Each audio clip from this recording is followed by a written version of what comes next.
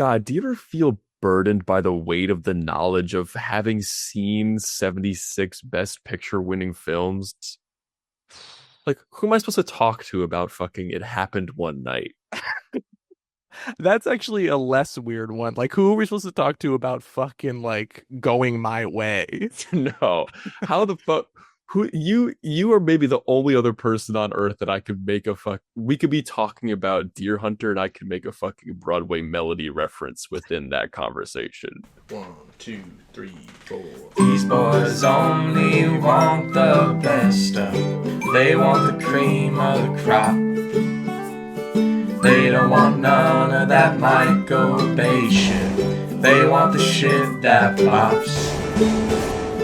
Oscar bait, black and white. Maybe something French. Oui, oui. If it's got more than one explosion, honey, put that shit on the bench. Oscar Wieners, Oscar Wieners, Oscar Wieners. These boys are the Oscar Wieners. Yum, yum.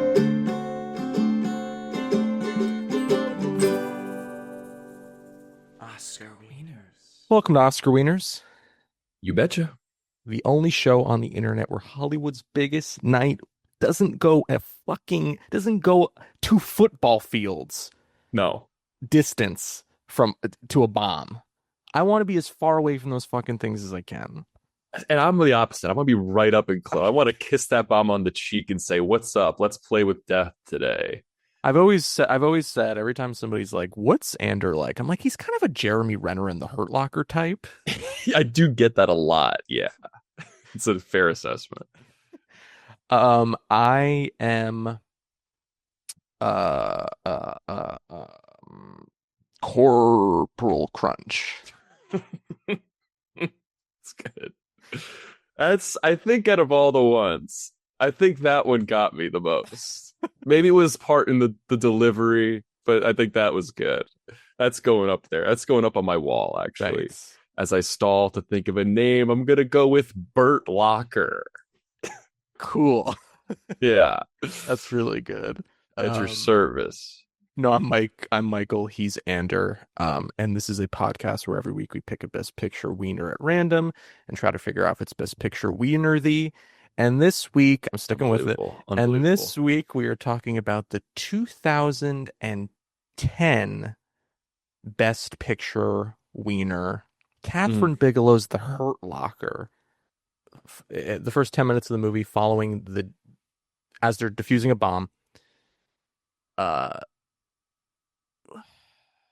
Fuck. Do it. Anthony Mackie as Sergeant J.T. Sanborn and Brian Garrity as Specialist Owen Eldridge. Yeah. Their team leader, Guy Pearce, who plays Staff Sergeant Thompson, is killed while he's killed by a cell phone bomb that he is attempting to defuse. And then Sanborn and Eldritch are reassigned a new staff sergeant, who is Jeremy Renner, Sergeant AKA First Class William James. Yeah, and it just kind of follows this three-person team as they defuse various bombs. It's not really plotty. No, it's like I do like the way in which they kind of up the ante. It's very like basic mathematics where it's like, all right, watch Jeremy Renner defuse a bomb. You thought that was stressful? Watch Jeremy Renner defuse 8 bombs. So I feel like this was a big year for like 2009, 2010, even 2008 a little bit were like huge years where I was really getting into movies. And I was like kind of watching most of the movies that were nominated, or at least very aware of them. The Hurt Locker was one of them. I remember seeing it. I don't think I saw it in the theater, but I probably watched it allegedly illegally online for the first time. Nice. And then I think I saw it again maybe when it kicked, because I think I do have the Blu-ray. I did not watch the Blu-ray for this episode, but I do have it. I probably watched it maybe one or two more times before watching it again today for the first time in like probably like 14, 15 years. Um, Yeah, kind of so same. yeah, I bought it on my iPod video actually. that's so cool. Thanks. Yeah. Yeah. So there is a personal connection to this one, Like weirdly. 13-year-old you bought it on your Yeah, iPod. it was Got probably it. like 8.99 or something, and I said, "Look how cultured I am." Yeah. Because this Yeah. film is cool and it reminds me of Call of Duty, which I do enjoy. Yeah. I'm 13. um, that's so true. Yeah, they're really like I don't know if it'll be in the episode. We were talking about how we are of the generation, like the post 9/11, becoming pretty conscious, coming of age in the war on terror era of the United States, like kind Yeah, of Bush's last term in office. Um, Bush's last stand, if you will. Bush's last stand, as we like to call it. Yeah, Um, the hunt for Bin Laden, which Catherine Bigelow also made Zero Dark 30. It was her yeah. movie after this. You could smell Zero Dark 30 coming just watching Yeah, this. Yeah, yeah. And Call of Duty is definitely in that soup of like the American military, military industrial complex, like yes. trying to propagandize young men to want to fight in the war on terror. So Catherine Bigelow is a director I love. I haven't seen all of her movies, but I've seen a bunch of them. And I feel like she directed like Point Break with Keanu and Patrick She Swayze. did. Yeah. Oh, right on. Which weirdly, Point Break is also kind of a movie exploring masculinity and men's adrenaline obsession and how Mhm. that's tied up in masculinity. Like weirdly, that movie and Hurt Locker kind of share similar themes. Mhm. Strange Days is another movie I think is really good, and I recommend people see it. But like, I feel like her work is always, or at least at a certain point, becomes she be. I think she's always had a kind of sociological interest in um just like whatever like whatever issue it be, whether it be like uh race relations or gender dynamics, or I mean this in this case like sort of Yeah. the the the weird thing of like America being in Iraq, at least in this movie, being in Iraq and just sort of like just it feels it just they just feel out of place there, like they're not supposed to be there, and but they're forced, like they've forced themselves there Right. for reasons that they think are altruistic but like are much muddier. Right. Everything Yeah. that basically every footstep that they take has detrimental effects on the region. They're just kind of, and they often, the characters in the movie are often have to come to grips with like, why are we even here, man? Like, I like that it dives into the psychology of these soldiers who are typically just portrayed as, I am military man, I shoot gun, and that's it, really. Yeah, like I almost want to say, like watching it again, I almost want to say that like part of what the movie is like subtextually exploring is like, would these bombs exist if America was not there? Right. You know, and It's the Batman effect. right. Yeah, exactly. It's like, are people planting these bombs so that they can kill U.S. soldiers when they come to defuse them? We are anti-war on this podcast. We're anti-war and not Uncle War. Um, but yeah, I can't help it. I don't know if it just appeals to like the part of me that likes Call of Duty, but I do think this movie rips. Yeah, I had it on my iPod video for a reason. Right, right. Right. But see, here's the thing. Like, I actually don't feel guilty for saying that it rips. Like, I do think the movie is exploring America's America feeling like they need to like liberate, Afghanistan and Iraq, Mm-hmm. and sort of like how that actually looks versus like how like propaganda says it will look, Right. and like if they even should be there and all. Like I think the movie's about that. I think it's about like why men are drawn to the military Yeah. and like combat, and especially like this, it's like, why the fuck would you ever want to join a unit that diffuses bombs? Why would you ever want to do that? Right. I see, you can interpret what's interesting is like you can interpret in so many different ways. I like to think of it as a power versus powerlessness dynamic, where I think about Jeremy Renner's Sergeant James as a guy who's like, you know what, fuck it, I'm taking the suit off for this. Anything where somebody's trying to impose their will on him, he has to push back on, and it's almost always to his detriment. Even in the scene where they're just like, where he and Sanborn, Anthony Mackie's character, when they're just like brawling, just drunk as shit in the barracks, and like Sanborn like pulls a knife on him, like it's clearly this. It's all this machismo coming to a head, but also like nobody wants to feel powerless in this scenario. I do think Sanborn is a little bit jealous of James in the sense like he's able to, because he asks him, he's like, hey, do you think I could put on the suit? And James is like, no. Like, you don't have what it takes, basically. And he kind of has that over him. They even have that conversation at the end of the movie, like near the end of the movie, with the last guy, the bomb that's strapped to that guy's chest, like the last like bomb defusal sequence, where Mackie's like, how do you not, like, you know, we can like it's really life or death out here. Every time we leave to like go do any of this stuff, like it's you know, like the snap of a finger we could die. Right. And Jeremy Renner's like, I don't know, I don't really like think about it.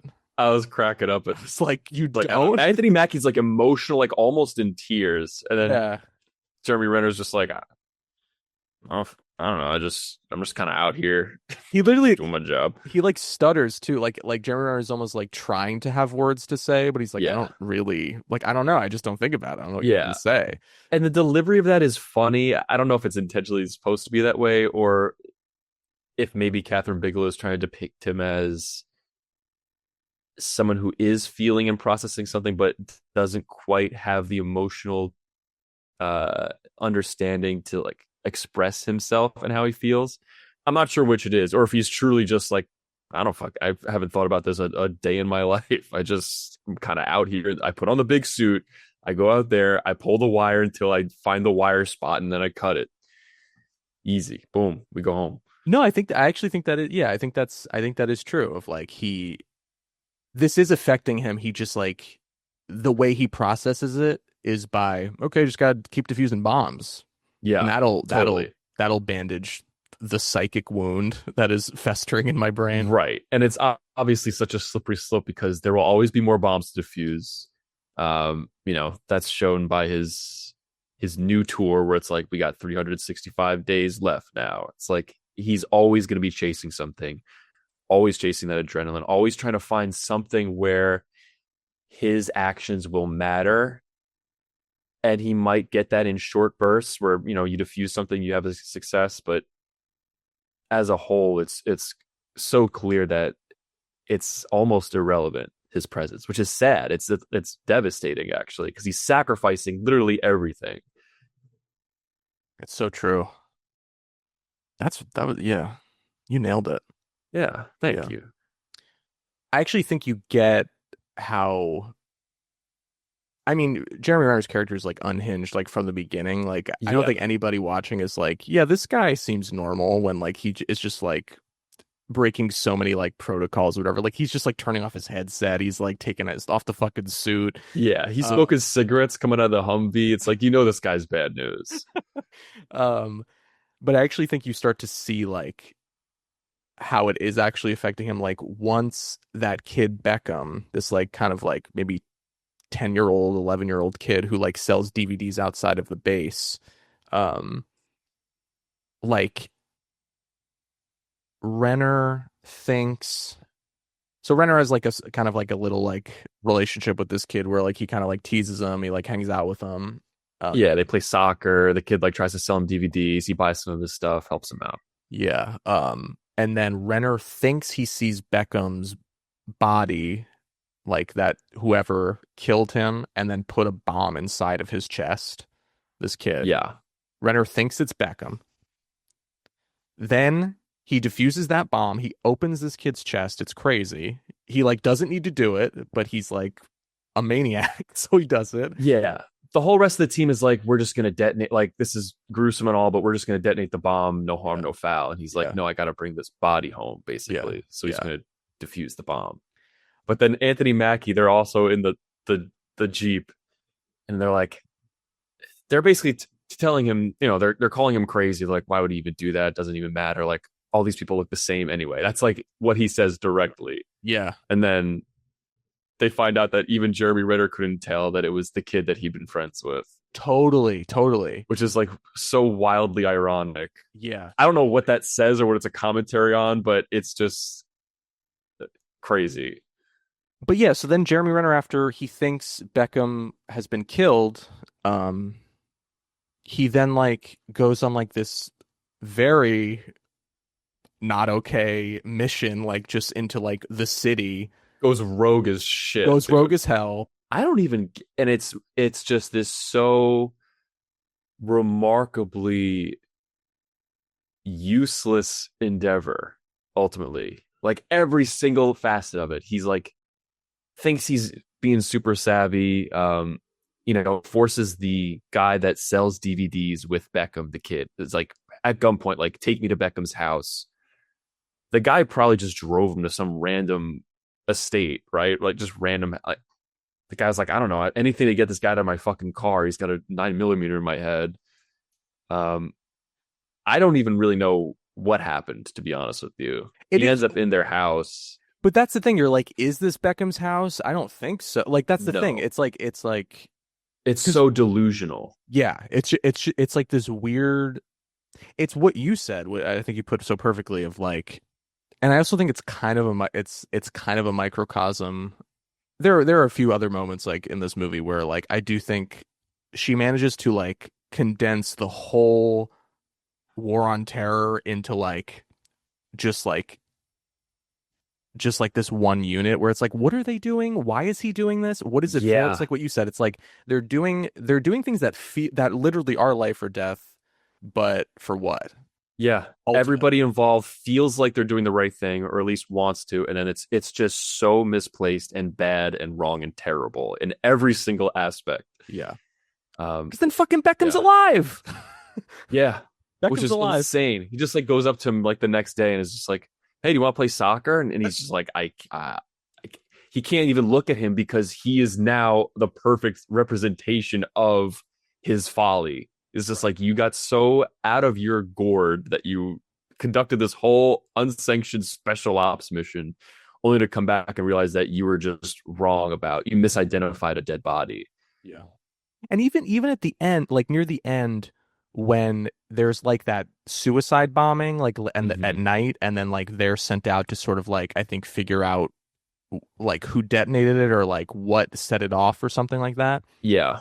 Jeremy Renner's just staring past like the perimeter where he thinks like the blast radius. He's like, I think this is like where the blast radius like ended. He's like, I think the person who blew it is somewhere in that direction. Yeah. And so they're like, let's go in that direction. I bet we'll fucking find them. Yeah. And then by doing that, he almost gets Eldritch killed. Yeah. And then they shot in the leg. Yeah. And they shoot like the two guys who like take Eldridge. And you're like, were those the guys who detonated the bomb? I don't know. Maybe not. Ultimately, it's like it didn't change anything. And even Eldridge, like they're taking him away in the helicopter because his like, my fucking femur's displaced in 9 places. Thanks a lot, asshole. Like, we had to go on your stupid fucking side mission. Which, if this was Call of Duty, sometimes you got to do that to get all the achievements. Am I right, folks? I think this movie's so interestingly structured where it's like the first half really convinces you that what they're doing is like matters and is really important, and the second half is like all the deflation of like, nah, they're just kind of fucking around. Like it doesn't, yeah. That scene too, where they're at the aftermath of the one explosion, I think is so crucial because it shows you exactly the aftermath of what happens when a bomb goes off. Because it's like the whole time, it's just like very edge of your seat, but he always diffuses the bomb. Like he obviously, spoilers, he doesn't die.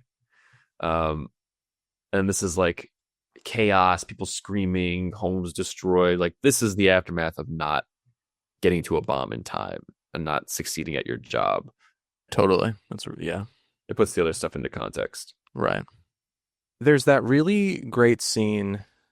I think it's after the second bomb disposal with Renner. It's the car one where after it's done, like the fucking, I don't know, the colonel or the fucking, I think he's Renner's superior. Like he's like has a higher rank than him. He's like, oh yeah, he's like, you're a wild man, aren't you? How many bombs have you defused? And Renner's like, I don't know, sir. And he's like, I asked you a question.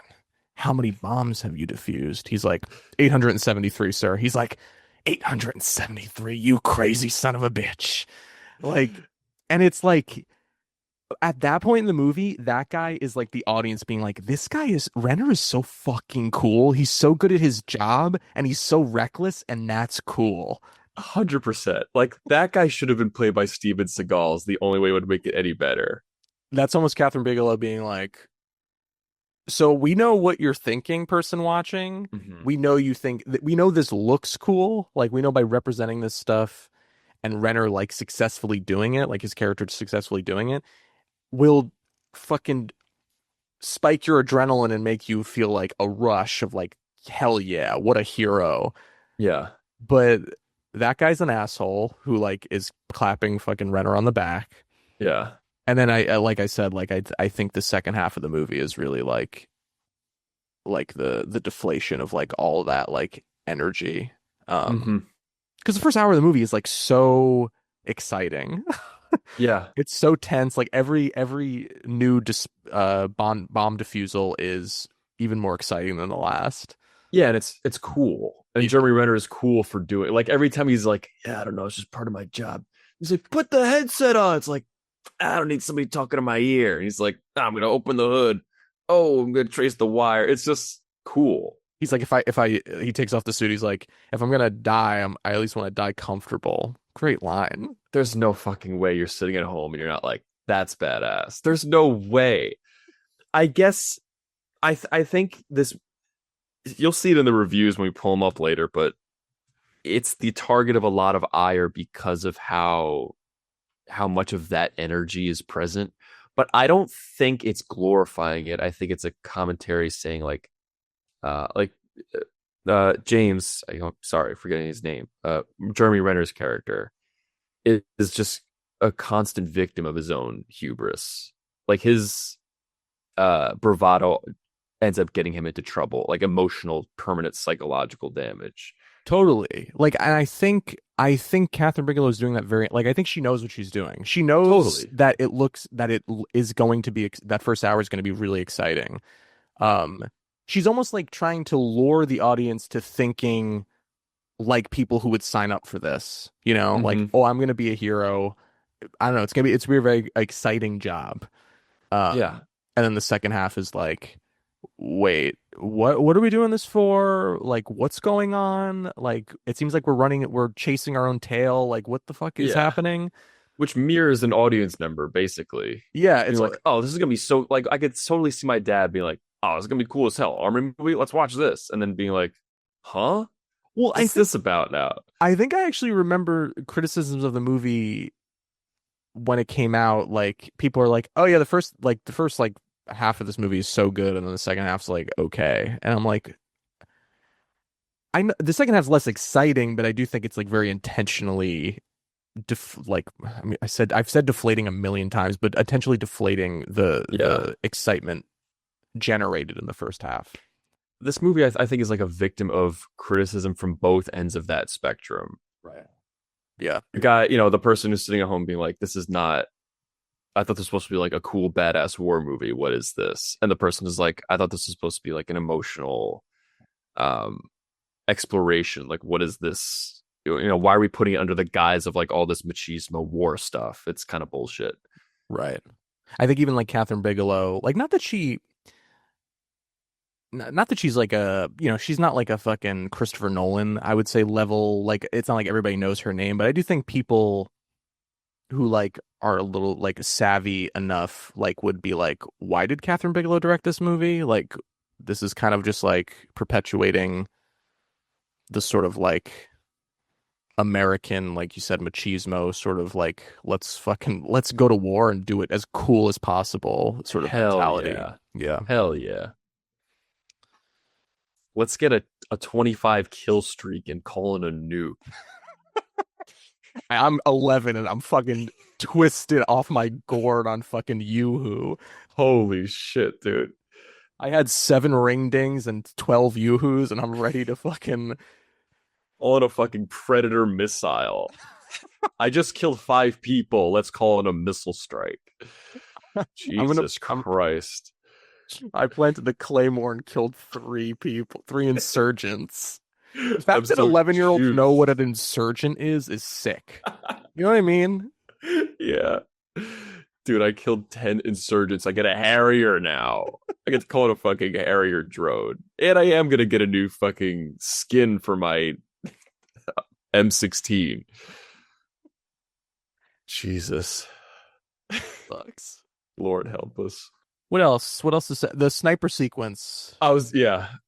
Ray Fiennes finds in the Ray Fiennes cinematic universe. He takes off. He has like kind of like a head wrap, sort of like it's almost like he's trying to disguise himself, and he takes it off. Yeah. Fucking Voldemort. Can I ask you a deeply personal question? Sure. What do you think he's doing here, and why? So, him finds the man. So Ray Fiennes is the star of Catherine Bigelow's movie from the mid-90s, Strange Days. So I think maybe like, they communicate once in a while, and she was like, "Hey Rafe, do you want to come back for like 10 minutes in this movie?" He's like, "Sure. There's a gap in my schedule between the Goblet of Fire and the Order of the Phoenix. I guess I'll pop by." So this really is part of the Ray Fiennes cinematic universe. Absolutely. Or at least the Catherine Bigelow Ray Fiennes cinematic universe. 100%. The KBRF CU. Yes. Great scene, though. Maybe my favorite scene in the movie. The most tense, I think. The most tense. Like, as far as just being a pure adrenaline junkie type scene. A true uncut gems ass scene. Like, this will get you on the edge of your seat. Yeah, but also what I love about it is it's very long. Mm-hmm. And there's lots of moments, like I was never bored during it, but almost moments that are like really quiet and just like sort of waiting. Yeah. Boiling something as terrifying and intense as a fucking sniper fight down into like, okay, the only way we're going to get out of here is you have to clean the blood off these bullets with your spit, feels like so like mundane in comparison to like the actual like stakes of what is happening. I just think it's really like interesting and also crazy. Cool as hell. Yeah, it's nuts how many times I would have shit my dockers. Also a great representation of all the 3 main characters. Totally. You got James, who's kind of like directing and calling shots, to Sanborn, Anthony Mackie's character, who's on the sniper, just like trying to find these guys. And meanwhile, you got Eldritch, who's kind of sitting in this little outcropping, and he's like desperately trying to clean the bullets so they can use them and they won't jam. It's just like all their characters in a perfect nutshell. Like even like in that scene, Eldritch kills like a guy who is like coming up over these train tracks like in the distance, which almost feels like the movie doesn't hit it too hard as like this is him overcoming his inability to kill that guy who killed Guy Pearce at the beginning of the movie, like detonated the bomb. But it kind of feels like that's like that resolving somehow. But it's just so, I don't think Catherine Bigelow ever loses sight that like the resolution to like what's plaguing these guys is to like murder people. Yes. Which is like Is that good? I don't think so. No, but they don't know the difference. And they're like Right, trying to right. deal with it by just getting piss drunk and punching the shit out of each other for fun. Totally. 100%. Like it's so obvious that these guys are tormented. God, this movie's so good. It is good. Like the more that you think about it, the more depth that there is. Yeah. When Jeremy Renner is finally like done with his tour and he's with his wife and kid and they're grocery shopping and he's in the fucking cereal aisle, the guy who makes 1,000 life or death decisions a day can't decide what fucking cereal to get, and he's so clearly out of place in society. Yeah. And he's talking to his kid. So that scene, I thought it was maybe a little overwritten, but then at the same time, I was like, this guy literally doesn't talk to anybody at all about what he feels. It Yeah. makes sense that he would like say just like all this like abstract weird shit that he feels to like a kid who like can't comprehend what he's saying because he's like 1 years old and also like can't say anything back. He's talking to the perfect conversationalist, someone who won't say anything or judge him or remember what the hell he said. Exactly. Can I ask you a question? Go for it. He says to his kid, there are only maybe like one or two, you'll learn when you're older, there may be only one or two things in this world that you truly love. And he says like, maybe there's really only one sometimes. Do you think the one thing he's talking about is his child, or is it No, I think it's his job. I think so too. I mean, at least the way it's portrayed, because they like immediately cut to him in the full Hurt Locker suit. Yeah. Heavy metal music is blasting. Yeah. And you're like, oof, that's dark. I could see it being interpreted as whack, unfortunately, where it's like someone's watching it and it's just like, I'm Jeremy Renner and I'm putting on the fucking suit again. Yeah. And like metal music is playing. You know, I didn't think about like as I was watching, I was like, why is metal music playing? But now that we're talking about it and you like and just sort of our whole conversation, you know, taking that into context, like, yeah, I think Catherine Bigelow's like he's gonna live in the propaganda headspace his whole life. It's never gonna go. He's caught in like the loop For sure. and I'm like, yeah, that is what she's saying. It's not like subtle necessarily, and I think actually, like you said, I think it can actually be misconstrued by somebody, including me. Like I kind of misconstrued it. But yeah, I think that is what she's saying. Yeah.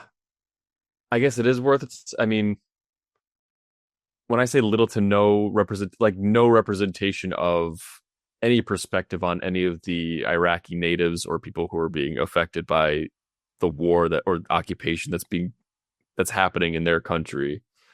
Yeah. It's like not about them, I guess. And is it appropriate to have a movie about this conflict where there's no sign of that perspective?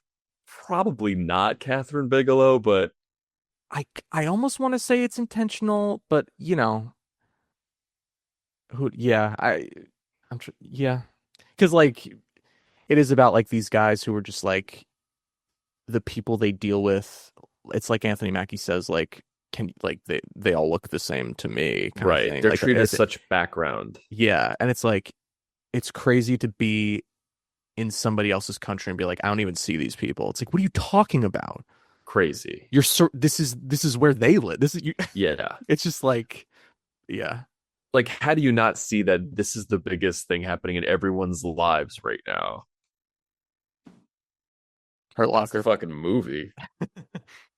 Zero Zero farts, dirty.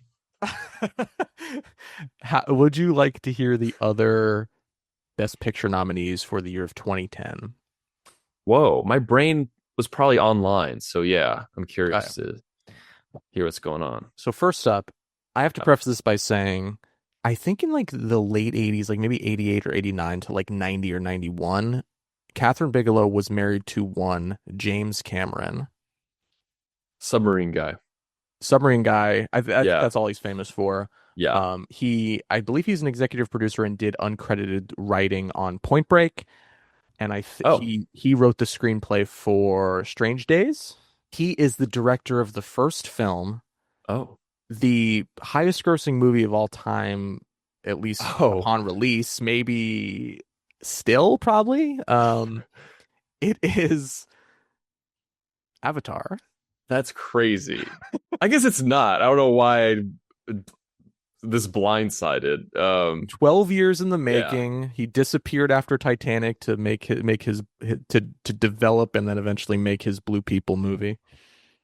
And subsequently five more, I guess. Yeah. At some point, eventually. Avatar Fire and Ash coming out in December. Can't wait. Really? Yeah. Sure. Avatar is about a paraplegic Marine who is dispatched to the moon of Pandora on a unique mission, but becomes torn between following orders and protecting an alien civilization. I am a known Avatar Yes. lover on Yeah. this podcast. This is true. Yeah. I'm not saying it's not without its faults. I'm not saying it's not without its weirdnesses. I do love Avatar, though. I will say I did love this when it was released, mainly because it was made. This is maybe truly the only 3D movie ever made. Sure. It's yeah. like it's this, Spy Kids 3D, and Shark Boy and Lava Girl, like the only real 3D movies that ever Right. existed. Yeah, Like that's going fair. to see this in the theaters was an experience. Yeah, I still remember. Well, he developed like the fucking new like real 3D technology specifically for Avatar. Yeah. And I think I still remember seeing with my dad putting on those glasses. I remember this movie like rocking my world. The story I thought was a little boilerplate, but Yeah, it's a little visually, yeah. It's Pocahontas. It's fucking Dances with Wolves in Space was the everything people said. Yep. Not that far off. Next up, we have I remember seeing this movie with Ryan, who's been on the show before. I know you probably watched this movie once a night. It is John Lee Hancock's The Blind Side. Oh, this is. How long can this episode be? Because I'm ready to devote like a whole 10 minutes plus to each nominee. Because like these are all so formative in my opinion. Like this was, as you said in the beginning, like as we were going to see movies. Yeah. Like we were free to roam at this age. Like we went to the mall, and we would go see. I'm pretty sure we may have seen all of these nominees together. It's quite possible. Yeah. Yeah. I like this movie. I know it definitely. I haven't seen it probably since the 8 times I saw it that year. I don't know. Like I have good memories with it. I know it's definitely like looking back here, like what? And then Michael Orr also hates it because it ruined his life. Yeah. Speaking of which, I don't know. Yeah. Speaking of which, the story of Michael Orr, a homeless and traumatized boy who became an All-American football player and first-round NFL draft pick with the help of a caring woman and her family. I also remember thinking this movie was pretty good. I really don't know how it would hold up if I rewatched it today. I'm sure not very well. I think it would be a little bit silly, I would imagine. Yeah. We're watching, you're just like, come on, this is what we're doing out here. Yeah. I don't know. Yeah, I'll leave it at that. I don't know. I kind of want to rewatch it just for the sake of it, but shout out to Sandy B. Yeah, I think she won best actress this year. Kind of funny. I don't really remember her being like a great performer, and like I love Sandra Bullock, but I remember it being like a fantastic performance. I feel like it was almost like a Crash level performance. Remember when she falls down the stairs and isn't racist anymore? She's sort of bathing in the same soup as that movie. Yeah, for sure. Next up, we have I know you've seen this movie. Okay. I know you saw this movie and then you talked about it all week when you came back to 7th grade or whatever, or I guess maybe 8th grade, 9th grade. It is Neil Blomkamp's directorial debut. The Peter Jackson produced. They made a huge thing of that in the marketing. It is District 9. I've never seen this movie, actually. You've never seen District 9. Okay. No, I've never seen District 9. I do so vividly remember the marketing and promotion for it, but I've never seen it. I remember seeing it with my dad. It is in my memory, a really solid movie. And it is about 30 years ago, aliens arrive on Earth, not to conquer or give aid, but to find refuge from their dying planet. Separated from So humans in a South African area called District 9, the aliens are managed by Multinational United, which is unconcerned with the aliens' welfare but will do anything to master their advanced technology. When a company field agent contracts a mysterious virus that begins to alter his DNA, there is only one place he can hide, District 9. It's basically a guy who works for the company that is oppressing the aliens, gets some goo sprayed in his face and starts turning into one. that's what it's about. What's the? Yeah, it's a little weird. Isn't there like a sentient robot in it? What's Chappie about? Chappie is Neil Blomkamp's third movie. Same guy. Same guy. Okay. Same kind of. He has like a very like specific science fictional Yeah. aesthetic that all of his movies kind of. He also did Elysium with Matt Damon. Do you remember that movie? Okay. Yeah, I do. Yeah. Yeah. Chappie.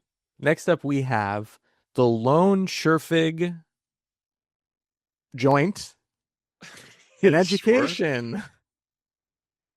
That's the name? An Education, yeah. It is. God, how fucking insane is it that we had such in-depth knowledge about every single nominee so far, and then this comes across my desk, and I'm like, I don't even know what the fuck this is. Yeah, I do remember. Do you know what this is? I remember. I kind of barely know anything about it. So let's read about it. Despite Like each one of those previous nominees just like painted a corner of my mind, like reactivated a corner of my mind. Yeah. Bygone era, and this does nothing. Yeah, I think there's at least two more that'll do that for you in this Okay. rundown. Right now we just have to get through An Education, which is about Jenny, who despite her sheltered upbringing is a teen with a bright future. She's smart, pretty, and has aspirations of attending Oxford University. When David, a charming but much older suitor, motors into her life in a shiny automobile, Jenny gets a taste of adult life that she won't soon forget. It's like that short story with the devil, and he pulls up like in that car and he tries to like kidnap that girl. Yeah. There's a movie. It's the Joyce Carol Oates short story, right? It's Yeah. based on the Bob Dylan. Isn't it based Yes. on fucking It's All Over Now, Baby Blue. Yeah. I have no idea how, but which was adapted into a really good movie with Laura Dern called Smooth Talk, which I highly recommend. that short story? Yeah, Oh, interesting. Okay. really good movie. Education? I don't know. I'm never gonna see it. Oh, I don't think anyone else will either. Next up, we have Inglourious Bastards. Christ, really? Holy shit, dude. Wow. Okay. Let me riff for a second. Yeah. This is one of like the 5 most important movies of my life ever. Yeah. It is the movie that I saw that I didn't know movies could be like what Inglourious Bastards is like. I didn't know they could be so, I don't even know. And it radically transformed my brain. And the only reason this podcast exists is because I watched Inglourious Bastards allegedly illegally online in 2009. So all these movies you're watching allegedly illegally, it seems like. Yeah, well, sometimes, yeah, I can't look. Memory's a funny thing. I don't know if I watched them illegally online. Right. And it won't hold up in a court of law. Yeah. My memory of this is you and Ryan both quoting it incessantly, and me, I never had watched it until like last year was the first time I'd seen it, and just everything clicked into place. Like every single reference that anyone had made since 2009 was just like, I finally get it now. And it is so incredible. Like I wasn't sure if it would hold up, but my mind was absolutely blown. I love that movie so much. There's maybe no movie that you were just so fully in. Yeah. Like there is no, you can, I dare you to find a bathroom break in this movie. I fucking dare you. You will miss so much. You'll miss more than fucking The Blind Side has to offer in totality. Yeah. 100%. And The Blind Side's still a decent movie. Yeah, Tarantino's best movie, in my opinion. I think he thinks it's his best movie. The movie ends with the Brad Pitt saying, "You know what, Yudovich? I think this just might be my masterpiece." I think that's Tarantino saying that about Inglourious Bastards, which is such a fucking flex. Yeah, that's tight as hell. Just be like, yeah, that's probably That's like without a doubt like one of the best things I've ever made and that the world maybe ever see. So I don't know. I guess I'll just fucking make something else now. Yeah. What did he do right after that? What was after Inglorious Django Bastards? Unchained. God, that's so sick. That's really tight, actually. Yeah. Next up, we have Precious, based on the novel Push by Sapphire. Okay, okay. Yeah, all right. Fine. You remember this one, right? Everybody would make fun of the title based on the novel Push by Sapphire. Yeah. I've never seen Precious. I just like Neither have yeah, I just remember all the buzz that it was garnering. Yeah. I've heard it's good. I've also heard it's good. Yeah. It's directed by Lee Daniels. Set in Harlem in 1987, Clarice Precious Jones is a 16-year-old African-American girl born into a life no one would want. She's pregnant for the second time by her absent father. At home, she must wait hand and foot on her mother. Yeah, I know. That also stopped me for a second. At home, she must wait hand and foot on her mother, an angry woman who abuses her emotionally and physically. And school is chaotic, and Precious has reached the 9th grade with good marks and a secret. She can't read. Oh. Sounds like a bummer. But she's like a very happy-go-lucky person still, right? Or something like that. I don't know. Hard to say. Guess we'll have to watch it. Sound off. Let us know. Next up, we have Oh. a Coen Brothers movie that I really need to see and have been meaning to see for a long time. It is A Serious Man. This is not ringing anything for me. Okay. It is 1967. You're off the show, but okay. It is 1967, and Larry Gopnik, a physics professor at a quiet Midwestern university, has just been informed by his wife, Judith, that she is leaving him. She has fallen in love with one of his more pompous acquaintances, Cy Abelman. That's it. That's it. That's it. All right. Coen Brothers. Apparently, it's incredible, amazing, one of their best movies. So, Oh, okay. Well, I still have to watch Blood Simple, so give me a fucking minute, all right? Next up we have, this is the other one I was saying that will probably trigger a sense memory so intense that you'll have to pause for an hour or so to come back from it. It's gotta be disaster movie. No, it's gotta be Hancock. It's gotta be Hancock. That actually has triggered a sense memory for me, but no, it is not Hancock. Okay. It is Disney Pixar's Up. Oh, right on. Yeah. Okay. Cool. I love Up. Up's a great movie. Yeah, Up is good. I don't know if I've ever loved it like people love it, but I do think it's good. It's got a lot of good stuff in it. Carl Fredricksen spent his entire life dreaming of exploring the globe and experiencing life to its fullest, but at age 78, life seems to have passed him by until a twist of fate and a persistent 8-year-old wilderness explorer named Russell gives him a new lease on life. Aw. Ain't that just the way? Yeah, it has an incredible first 10 minutes, and then the rest of the movie is pretty good. Pixar really doesn't do them like they used to, huh?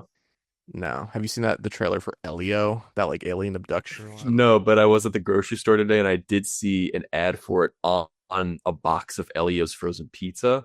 I thought that was pretty neat. And finally, we have Jason Reitman's, a movie I remember watching with Ryan. I think it's so funny to think of two 13-year-old kids watching this movie, but we rented it on DVD and we watched it like in my upstairs. And I remember Vera Farmiga, who was in this movie at one point, her naked butt is out, and me and Ryan were both like, pretty good.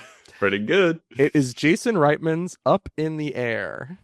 It stars George Clooney as corporate downsizing expert Ryan Bingham, who spends his life in planes, airports, and hotels. But just as he's about to reach a milestone of 10 million frequent flyer miles, he meets a woman who causes him to rethink his transient life. 10 million miles? In my memory, it's a pretty good movie. The thought of you and Ryan watching this together is pretty funny. And to show what Inglourious Bastards did to my movie watching brain, I watched this whole movie and was like, hey, that was actually a pretty good movie. I wasn't like, boring, there were no Transformers.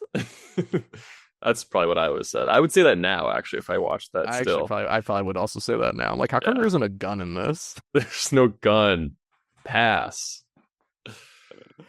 Those are all the nominees. What a fine collection that is. Incredible. Do you Inglorious Bastards got to be top of the pile. That's the thing. Yeah. Do you think Hurt Locker is at least best picture worthy though? I do, yeah. I love Hurt Locker. I think it's a really good movie. Yeah. With like maybe just some setbacks. Yeah. But I thoroughly enjoyed it. Yeah, Totally. I completely agree. but it's all for naught. Huh? It doesn't matter. Nothing matters. Nothing truly matters. I'm just despondent. I'm trying to deactivate a bomb in order to feel something in my life. You know why? Why? Because I've been surfing the web for reviews about the Hurt Locker. Would you like to hear a few of them? Sure. For the love of Christ, can you please give me a fake name so we can preserve the anonymity of these fine folks of the internet? It's gotta be If it helps, this is a 1-star review. okay. It's gotta be fucking Stinky Sockerson in O Lockerson. Stinky Sockerson in O Lockerson says 1 star. It just sucks. How could you make a movie about bomb defusal so unsuspenseful and so disappointing? There's more girly drama in this movie than there is bomb defusing. I mean, come on. It follows so much of the formulaic cookie cutter low quality trash of Hollywood movies made in the 2010s about the Iraq War that it just makes it more cringy than watchable. That's one end of the spectrum. That's completely wrong. Give me the name of somebody who has perhaps on the opposite end of the spectrum, someone who's just really incensed by this film. It's gotta be Pepperidge Farm Cookie Cutter McGee. Bridge Farm Cookie Cutter McGee says 1/2 star. Jesus. These men are not brave. These men are not heroes. Yeah, because they're actors in Hollywood. Of course, they're not brave or Yes. heroes. That's so funny if they're talking about the actors on screen not being brave. You're not brave for portraying a fucking army guy, okay? These men are not heroes. They're not fighting for anybody but themselves and Cinnamon Toast Crunch. If this is meant to be anti-war, it's incredibly incompetent at it. Give me the name of one more person. This person's really special to me, so please just make it someone that I care about deeply. It's gotta be Michael Orr. Michael Orr, my dear friend, says 1/2 star gay. 0 stars. Oh, so sorry, 0 stars. This is what happens when you let a man pick out a movie. At least the bomb guy was hot. Who's the bomb guy? There's 3 of them. I guess Jeremy Renner. Well, thanks for those. Very insightful. Next week, we're going to talk about the best years of our lives. As these last 2.5 years have been the best years of our lives. Oh, that's nice. Thanks. Makes me wanna dance. It's a new romance. I started way too early. Look into your eyes. Best years of our lives. So this movie is 2 hours and 52 minutes. Okay, all right. But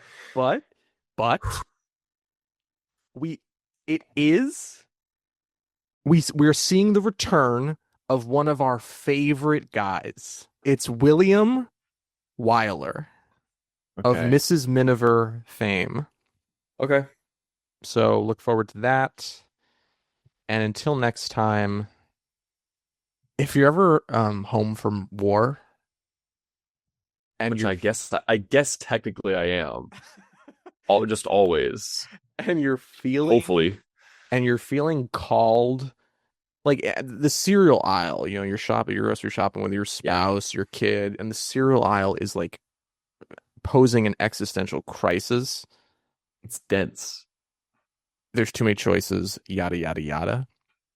And you're like, you know what I should do instead of being in this boring ass grocery store is go back to the war.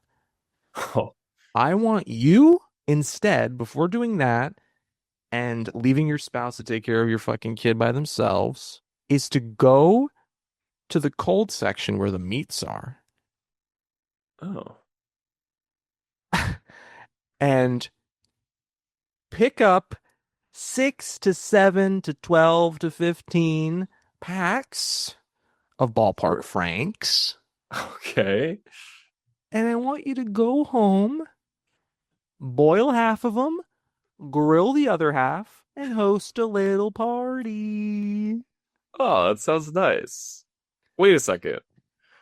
Go I on. want you to invite all the men you know over. And I want you to eat hot dogs in a circle and cry your little eyes out because that's what you need. You don't need the bomb. You need to cry. Is this the plot of Deer Hunter? Yes. Open up. Yeah. Men are dying every fucking day from not talking about their feelings. They're fucking getting in car wrecks and beating up the driver because they don't like know how to talk about what they feel. So talk about how you feel. Stop Get getting a into car therapist wrecks. and talk to your buds. Yeah. Yeah. And have a nice little munch. Nice. Bye-bye, weenies. See ya.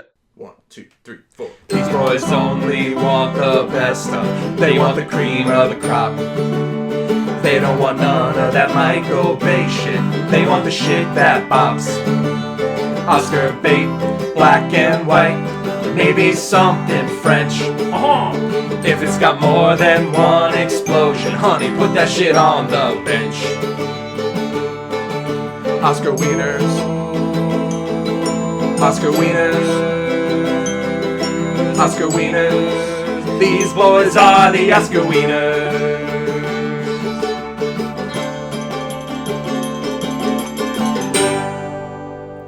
Oscar Wieners. You know what Sunny Angels are? Oh, are they like the little little big head angel babies? Yeah, basically. This guy.